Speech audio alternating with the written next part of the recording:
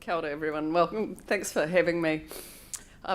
It's funny, I've been down here a lot lately because I'm working with Lincoln on whatever the future of Lincoln might look like, and I'm going to assume there's quite a few Lincoln grads in the room. So this morning we were out there really thinking about the purpose of Lincoln University, and what I found fascinating about it was that we've got this institution just down the road, and yet for a lot of farmers it's like once they've graduated they almost never go back. And so we've been talking a lot over there about what the future of farming looks like. And for me, one of the biggest things that I think is going to change in farming is actually some of the business models of farming. So I'm a geek through and through, left university, started my first technology company when I was barely into double digits. And in my 20s I grew quite a large company and sold that to Southern Cross Health Insurance. And then I came down here to Christchurch where I was CEO of Pay Global, which at the time was the second largest software company in New Zealand. And so my background is much more in tech, and what happens then is people think I'm going to talk about tech, and I am going to talk a bit about tech, and I'm going to talk a wee bit about tech on farm, but mostly what I want you to think about is these new technologies that come along, they only really start to work when we figure out how we're going to make money out of them.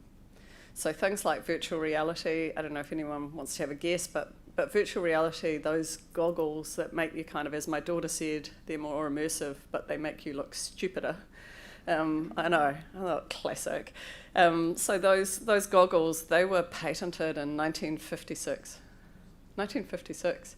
And what's happened is that's been a technology kind of looking for a home ever since 1956. And I'm going to hazard, because there's a few of you who are my age in the room, I'm going to hazard that some of you had a Viewmaster. Do you remember that? Like, oh my God, I wanted one so desperately for Christmas. I can remember begging my parents for it, and I didn't get one. I got a book, and it was like, oh my God, how old school is that, But the Viewmaster beat virtual reality for about 20 years. And so one of the things I've really learned is working in technology, and these days I work almost entirely as a futurist in the future of food and agriculture. And one of the things I've really learned is that there are no facts in the future. So we can all have whatever opinions we want about the future, but until they've happened, we're all just making some kind of educated or maybe just opinionated guess, okay? So anything I say to you today about the future is just an educated and or opinionated guess, okay? I have all kinds of qualifications in doing it, which doesn't actually make it any better. I just want to tell you that. So I love the idea that the future's already here, it's just not evenly distributed. So I want to go back, in 1956 when those guys patented those headsets, they thought that this was the future, and they didn't think it was the future of entertainment. They thought it was the future of visualization for engineering development largely, that you would be able to imagine machines in 3D and therefore be able to design them better. And interestingly, I'm on the board of an architecture firm, and we do use 3D goggles in those ways, and we use them to help our clients see what their building might look like when it's finished. But the primary use of those VR goggles is actually gaming. And there wasn't a gaming industry back in 1956 when they were developed. There was a bit of a movie industry, but 3D even for the movies wasn't something that they really thought about that much. And anyway, they had those ridiculous like blue and green goggle things that they worked just fine. So why would you need any technology to change it? And what I'd say is that we usually resist new technology quite a lot, and I actually think it's fair enough that we resist new technology because most of the new technology isn't designed by people who are going to use it. Most new technology is designed by the kinds of guys who work for me who are, wear their best t-shirt to the interview. If you can get them out of jandals, it's fantastic. They sit next to each other, instant messaging each other because they're not taking their headphones off to have a conversation. You know who these guys are, right? And I live in that world, and I've been in that world. I went to St Matthew's in Masterton. Some of you might know it's now part of the Rathkill Senior College. And because I was the only girl who wanted to do computer science, I got bussed out to Rathkill. And I was the only girl in my class, in fact, the only girl in my year at Rathkill. And when I looked around at those guys, it turned out there were actually only 3 of us, even in that computer science class, who went on to do anything in computer science. So I want you to have a look at this picture, and this is 1900 in New York City. And in that little red circle is the person with the first car. And not to be sexist about this, but it was a guy. So here's the guy in the first car. Now, can you imagine what all these people with horses were saying about this guy? I mean, really, what a moron, right? Total moron. Like, this is never going to catch on. We've got perfectly good horses. They eat hay. They produce me compost. Like, they're super easy to run. They don't go on strike. They're really easy. Like, you can see that the whole discussion around the horse was just like, what idiot would change? And just recently I got shown a 1903 document from the planning department in Manhattan in New York City. And they explained that the island of Manhattan would never be completely built on because there were not enough horses to move the construction materials to where they would need to go. I know, amazing, eh? So we can look back and go, wow, that's kind of a weird way to think about the future. But at this point, there were no petrol stations, right? So the guy here who owned this car, he had to send someone down with a horse and buggy to the port, I'm serious, to collect barrels of oil. And so then he had to store those barrels of oil in the stables with the horses, and then somebody had to pour it in. And because also, like, cars were scary, right? You had to have the guy with the flag who wandered along in front of it so you didn't scare pedestrians and so on. So you can imagine, like, the whole infrastructure to make cars work just didn't happen, yeah? And so if I was a betting person in 1900, I was going to assume that this is going to be a bit like the goggles. Might take on at some point, bit stupid, really. You know, nice, all those geeks, boffins, working away with their Victorian machines. Not going to happen. And what happened, of course, is within 13 years, this is the same street, same day of the year, different angle, of course, and there is apparently a horse still in here. I've never managed to find it.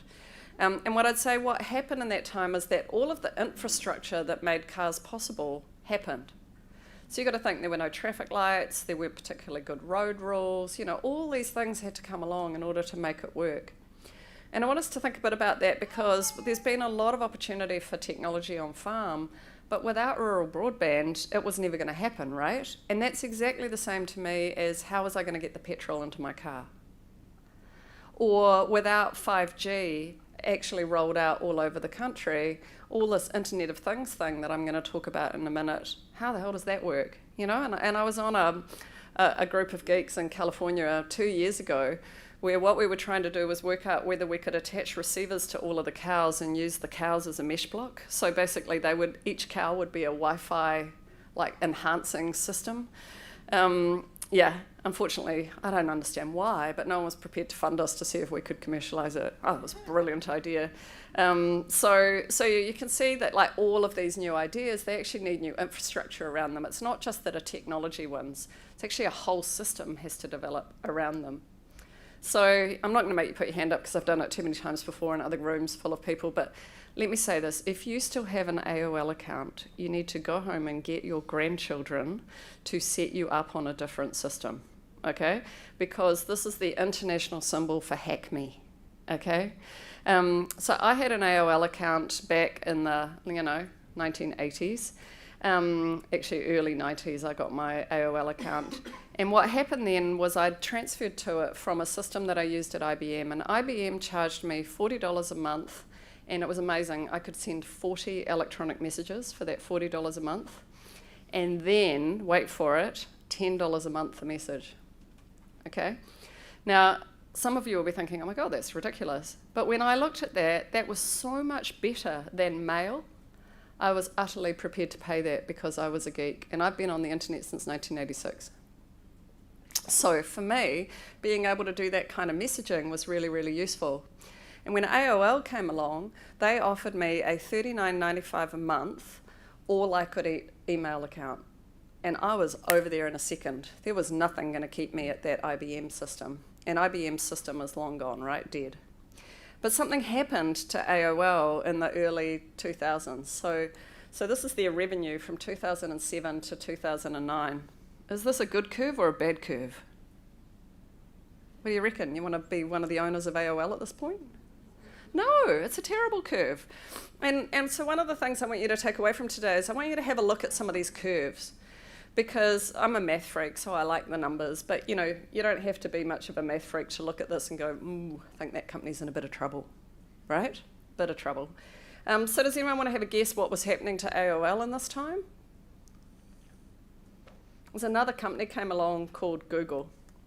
And this is Google's revenue in exactly the same period. Good curve, bad curve.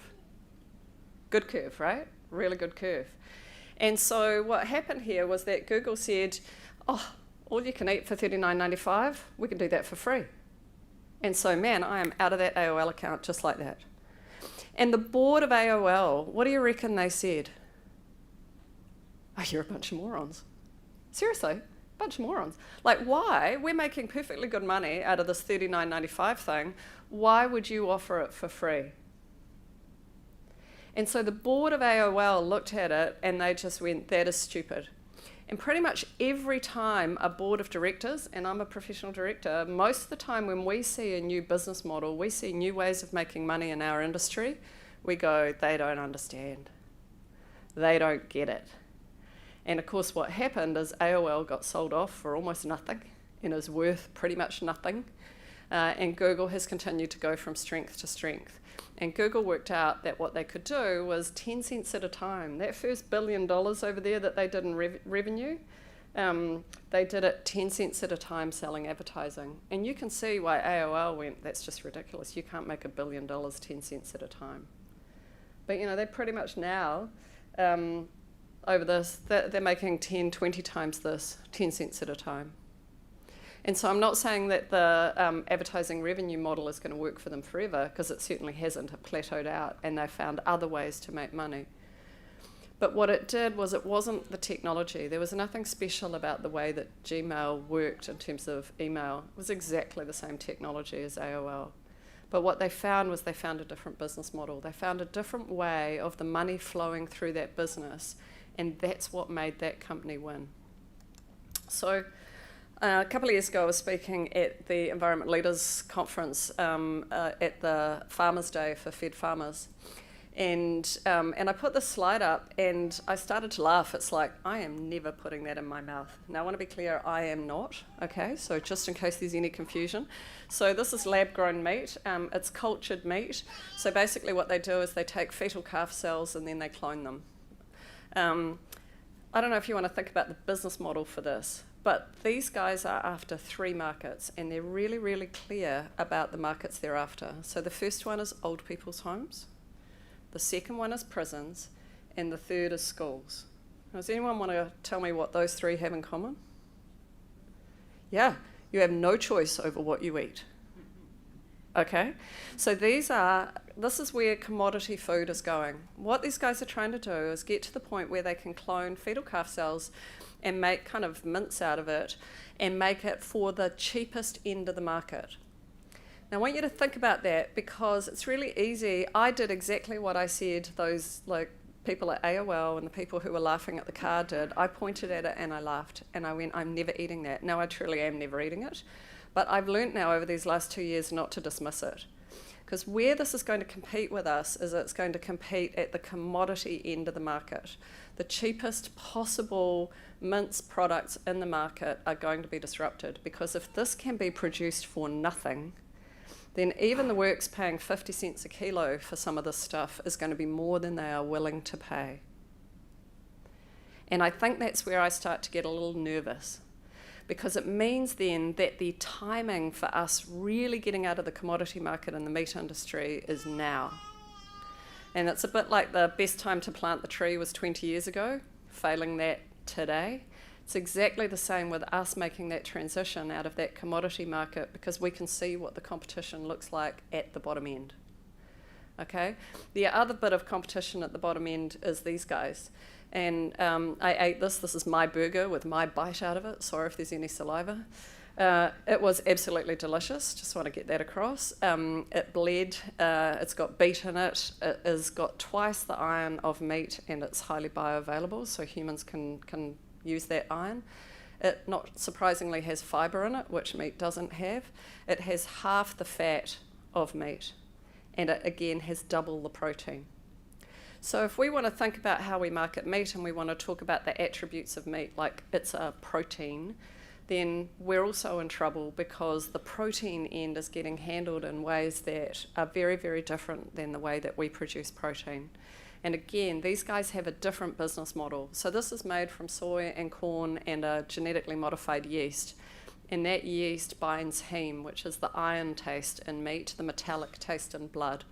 And it binds that so that it can hold this iron, and it gives the taste of blood, to the point where I was sitting next to someone who's a vegan and she refused to taste it because she refused to believe it wasn't meat. Okay? Now, this was not better than the best meat I've ever eaten, but it was way better than pretty much any American hamburger I've ever had. And I think that's what gave me a bit of a fright, because again, I think I was being a bit dismissive about it.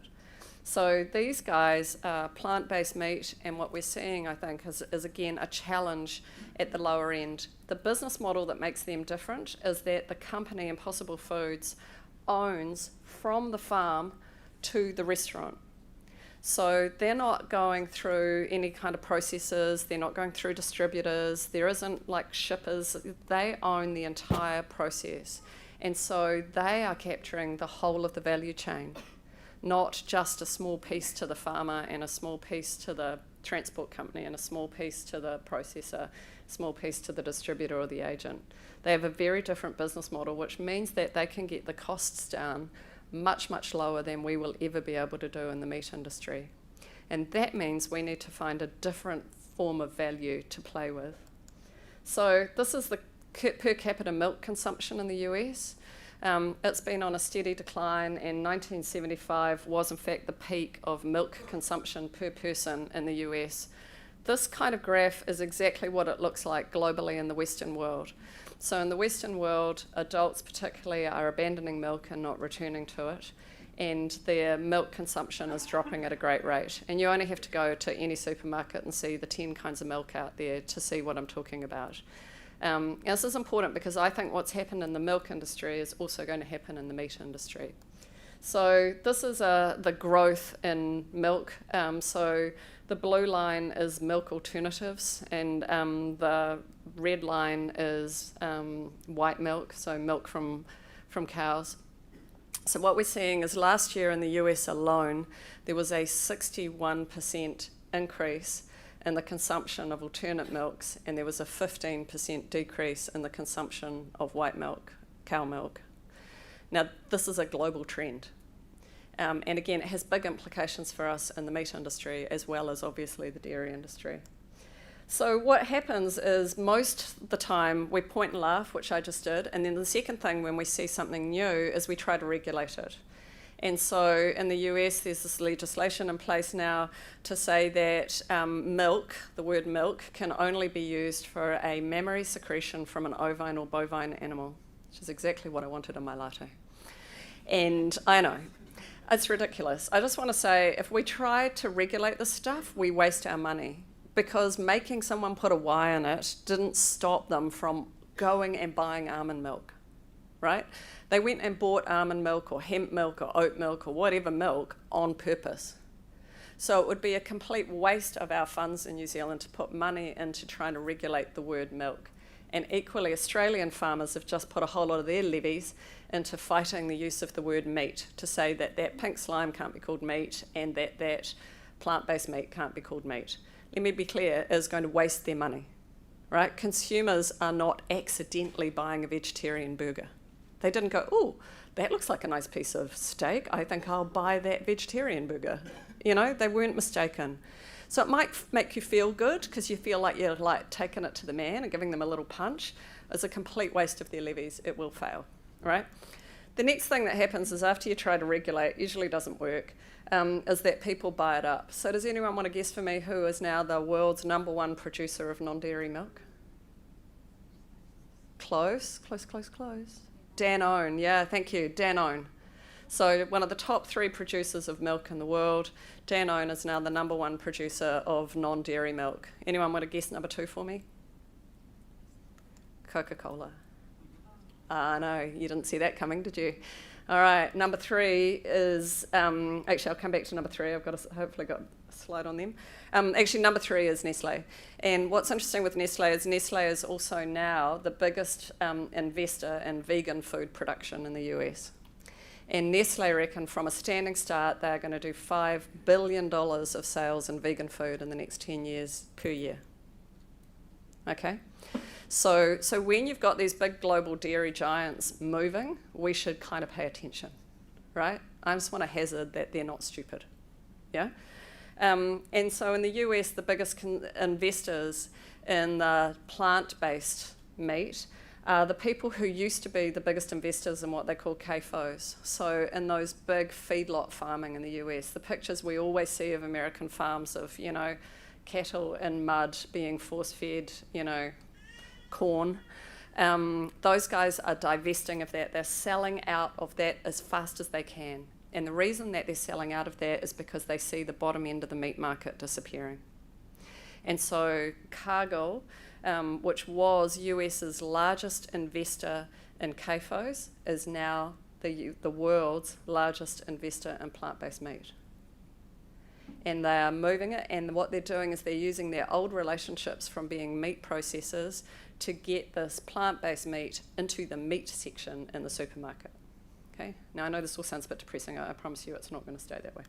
Okay, US meat consumption, not pretty. Okay, just want to get that across as well. So good curves, bad curve. That yellow curve, that one's the good curve. Does anyone want to guess what that is? Chicken. Chicken, okay? It used to be that thing we got at Christmas, you know? Now it's pretty much an everyday food all over the world. That little bottom green line, that's lamb. Pork is the blue, and that top one is beef. So this is per person. And what we're seeing is there's actually been a very slight uptick because the prices of US beef are really bad at the moment. And the reason that US beef prices at the low end are bad is because the price of corn is really, really cheap. So the more corn you feed beef, the cheaper you can produce beef. So there's some fluctuations, but it's never going to go back to that high that we've seen there. So this is really important for us to look at the curves and think, well, what are we going to do about it, right? Because getting cheaper is just off the menu. I want to make that super clear. So we need to perhaps be thinking about if people are going to eat less meat, how do we get them to eat better meat? So if we want to maintain margins, one of the best ways for us to maintain margins is to produce a really premium product. We are not going to maintain margins at a volume play. But what we mean by better meat, and this is where, you know, it's going to play lovely. I'm glad that Sam's talking after me, because I'm really proud of what we're doing with beef and lamb with the red meat story. If we want to be really clear about being a premium product, we have to have the best animal welfare story. We have to have the best story around our feed. We have to have the best story around free range, outdoor growing, all of those things. And the good news is it's the way we farm. What we haven't done is we haven't told the world, because we take it for granted that free range, I mean, I remember thinking, oh, you've got to be joking. Why would we put free range on our beef? Like, duh, you know? But we actually have to tell them these stories. We have to tell them that antibiotics are not routinely used as a fake growth hormone, which is what is common in many of the countries that we're exporting to. So we have to tell a very different story if we want to make sure that we can really get those higher prices for our meat. So I mentioned Nestle. One of the things I just want to quickly talk about on farm is this Internet of Everything. So last year, or this year, only 48% of the traffic on the internet was created by humans. All the rest was machine to machine. So however many of you have got a Fitbit, you know, my Fitbit talks to my iPad and it talks to my scales, and sadly it talks to my husband. But, you know, all these things all chat, right? And so that is the way of the future. I've been in at Gallagher's a bit lately, and they've got their whole, like, fenceless systems with putting sensors onto animals. That is definitely the way things are going. Machines talking to machines. You know, the sensors, I've seen them in use out here in Canterbury, the sensors that tell the irrigator when to irrigate. The ones that tell it when to turn itself off because there's enough water now, or the you know, when we're looking at things like pH levels and applications of fertilizer or whatever it is, all of these machines doing this is the way of the future. And obviously we need that infrastructure in place to make it happen, but that is what a lot of farming in the future is going to look like. This is a thing that I've been trialling that's on our fridge, and it's from Campbell's actually. Campbell's Soup, joint venture with Amazon. And every time we put something in or out of the fridge, we scan it. And when we take it out of the fridge, a replacement drops into my Amazon outbox, right, into my Amazon shopping cart. Isn't that amazing? What it does is we think about a business model. It changes my purchase from a one-off purchase to a subscription model. So if you think about it, what I'm doing, and they haven't got beer in there, much to my family's disappointment, but haven't got beer as a service. I think it was just a brilliant business model for someone, deliver me a beer once a week or more. But that idea of what they'll do then is that I can see that we could integrate this easily with a lot of the packaging on our meat products. What if every time I scanned out a steak, another one dropped into my shopping cart, and then the next time I went into my Amazon, I just clicked yes or no on whether I wanted it, and it was delivered. And we currently buy avocados by subscription from the Avo Tree Company. They deliver us 6 avocados a week, But why aren't we thinking about how those business models can change for us? We could think differently about how we could use the technology to make it easier for our customers to buy from us. So one of the things that happens over time is the price of everything drops. And I want you to go away with one last scary thought, which is, what if the price of food dropped to 0? So this curve here, what it does is it shows you that the price of food relative to income has dropped markedly over the last half century. And there's no reason that that won't continue to drop.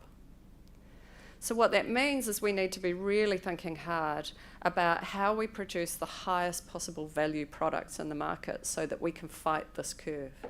And just like Google fought AOL's downward curve, we can find ways to create an upward curve. And these are a couple of examples. That top one is a picture from Ansco, who saved one of my friend's husband's life the other day, and I wouldn't have thought of thanking them, but I did ring Sir Graham Harrison and thank him. They're taking what was beef heart that used to go to pet food, they're washing it, they're doing a sterilisation process, and they now make what's called pericardium out of it. They make a fibre that you use to repair valves in the human heart. It used to go into the rendering plant or to pet food, and it's now a medical application. This one here, I kind of joke because I actually did buy this product. And women are suckers for anything that'll make you more beautiful or look younger, right? So I realised after I read the back of the box and I'd paid my 59 New Zealand dollars for it, I don't look good at this moment, let me just make that really, really clear. It was pretty much $1.49's worth of Davis gelatin. No, seriously. But Davis is only getting $1.49 for it, and these guys got 59 bucks out of me.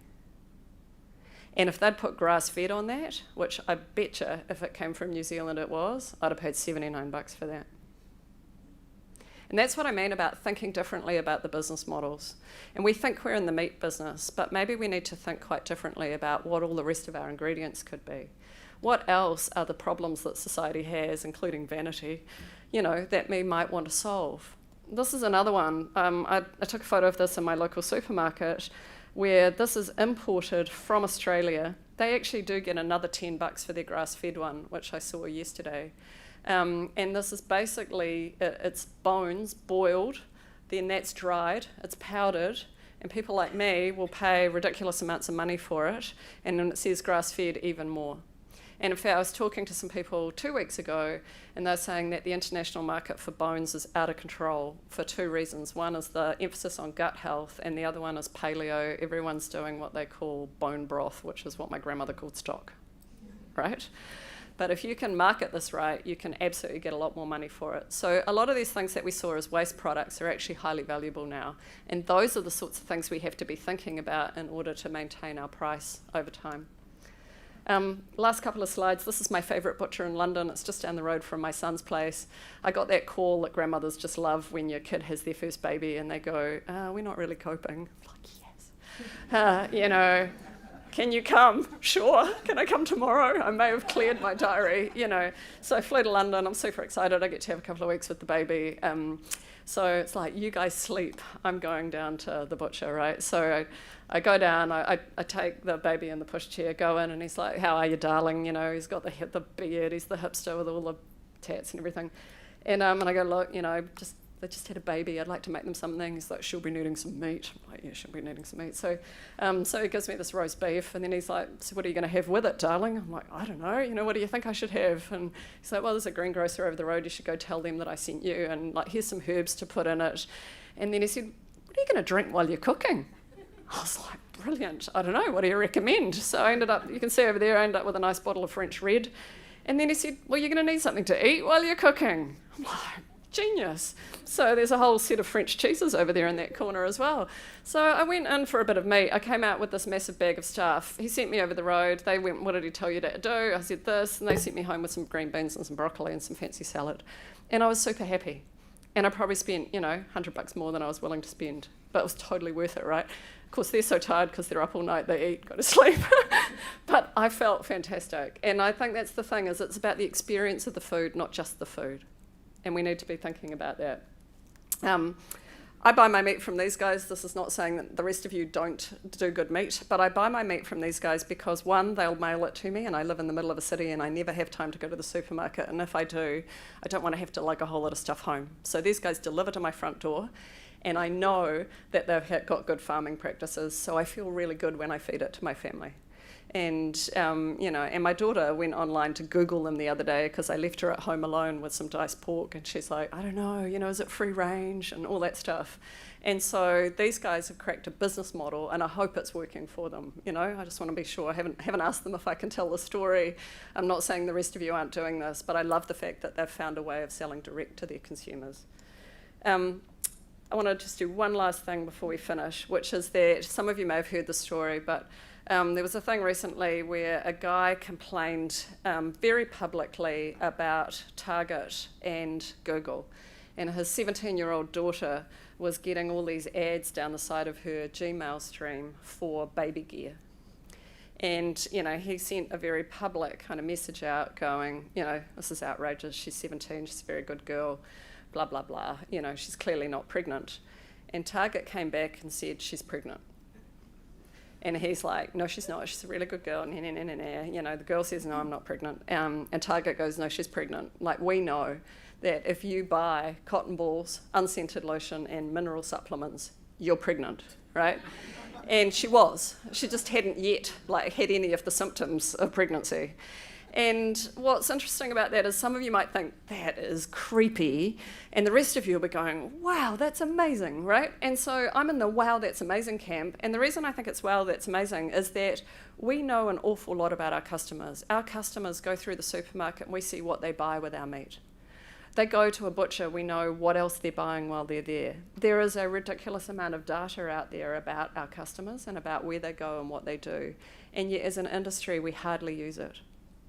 And so we could be using the data that already exists to predict the kinds of cuts people want, to predict the kinds of flavours that people want, and to really use that to make sure that we are not just guessing in the dark about how to move up the value chain, but actually using the kind of the science world that I live in and the math world that I live in to use those numbers to find out where is the sweetest spot for the best meat that I can possibly produce at the highest possible price.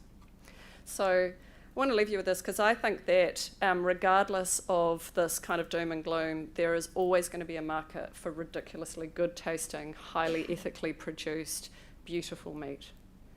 And that may not mean that, it may mean we don't feed the masses. But if you want to feed the masses, and I don't mean necessarily internally, I mean globally, if we decide that we want to feed as many people as possible, then we have to accept that we're going to get lower and lower returns for our return on equity. We're going to get lower and lower returns for our effort, and we're going to be disrupted by things like cloned meat and meat that has come from plants. Because those guys will always be able to produce it cheaper than we do. So for us, if we want to play in that volume market, I think we're absolutely screwed. Let me make that utterly clear.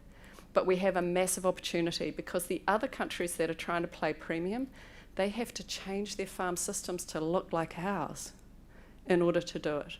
So if we get it together, we've already got at least a 3 to 5 year jump on everybody else. We just have to be really consistent about the story, and we have to be super consistent about that best tasting, incredible product every time. So finally, we always overestimate what's going to change in the next couple of years, and we underestimate what's going to happen in the next 10. And I'm going to put my money down now and say within the next 2 to 5 years, you're going to go home one night and someone is going to serve you plant-based meat. And you're going to think it's delicious. And you're going to be shocked. And it's going to be a bit like that moment that you decided, someone in the past decided to buy their first car, which meant swapping out the stables for the horses to the car. And they always thought it was ridiculous. And then the moment came where it was completely normal. Thank you.